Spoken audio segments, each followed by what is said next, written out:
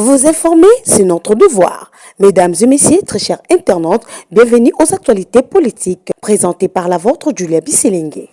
Sous la direction de l'honorable Aimé Boji Songara, président de l'Assemblée nationale, les élus nationaux ont été convoqués le jeudi 30 avril 2026 dans la salle du congrès du Palais du Peuple à une séance plénière afin d'examiner deux propositions de loi, à savoir la proposition de loi fixant les conditions d'organisation du référendum en République démocratique du Congo de l'honorable Paul Gaspard Ngondankoy et la seconde est celle de l'honorable Matabora César modifiant et complétant la loi cadre numéro 14/004 du 11 février 2014 de l'enseignement national.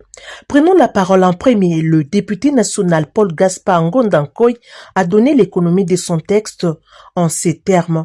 La proposition de loi fixant les conditions d'organisation du référendum vise à recouvrer la souveraineté nationale jadis confisquée par les colonisateurs jour des proclamations de l'indépendance.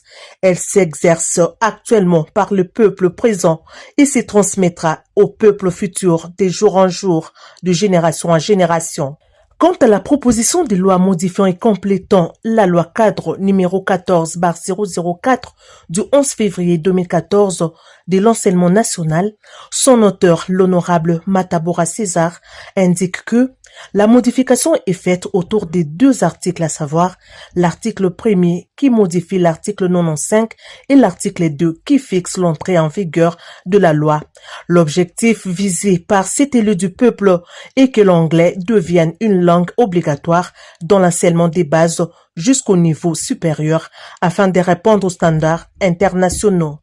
Après présentation de l'économie des deux textes de loi, le speaker de la Chambre basse du Parlement a ouvert le débat dans lequel la majorité des intervenants ont soutenu les deux textes en apportant leur contribution, soit pour l'améliorer ou encore en termes d'enrichissement. Enfin, la plénière a déclaré recevable les deux propositions de loi modifiant et complétant la loi et renvoie à la commission socioculturelle et d'autres commissions dans la commission PAJ pour un délai de 10 jours. Merci, honorable président. Merci, honorable membre du bureau. Merci, chers collègues. Je voudrais aussi, dans le même cadre, féliciter nos deux collègues pour leurs propositions. Spécialement, je dis pour ce qui concerne l'anglais, c'est une opportunité pour la RDC. Vous savez que notre pays a signé plusieurs accords. D'ici 2 ou 3 ou 4 ans, nous allons entrer dans la zone libre d'échange. Nous avons plus de 9 pays voisins de la RDC. Les 9 pays, il n'y a que 2 qui parlent français. Le Congo-Brazzaville et le Burundi. Partout, c'est l'anglais. Les mêmes Français aujourd'hui, même pour remplir les formulaires des visas, c'est en anglais et français. Comment voulez-vous que nous, on n'accélère pas l'anglais dans notre pays? Les Américains qui vont venir investir en RDC, vous n'allez pas les demander d'engager les gens qui parlent français sans anglais. On l'a vu avec la société Banro qui est venue en RDC, à l'est aussi de Kivu. Tous les travailleurs sont venus de Ghana, l'Ouganda, le Kenya, la Tanzanie. Donc nous avons intérêt, un grand pays comme la RDC, de soutenir la proposition de notre collègue César Matabaro pour que cet anglais soit dans notre enseignement.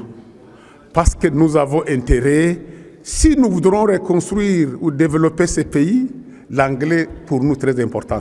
Madame Inagos, honorable Inagos l'a dit, quand vous entrez dans l'avion aujourd'hui, vous sortez de la RDC, il n'y a que la France et la Belgique qu'on parle français. Même dans l'avion, les gens ont des problèmes.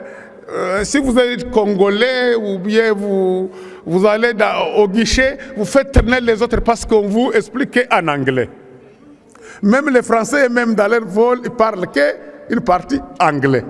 Donc, nous encourageons et nous soutenons et nous demandons à nos collègues de voter la recevabilité de ces propositions de loi de nos deux collègues.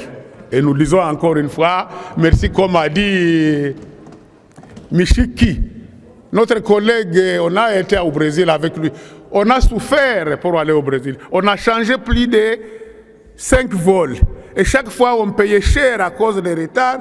Si nous, on n'était pas avec notre collègue Michiki, ça pouvait nous poser des problèmes. Et il a bien dit, nous devons dire thank you, Chairman. Vous avez intérêt à soutenir cette loi parce que vous savez l'intérêt de l'anglais. Je vous remercie, chers collègues. Abonnez-vous dans notre chaîne.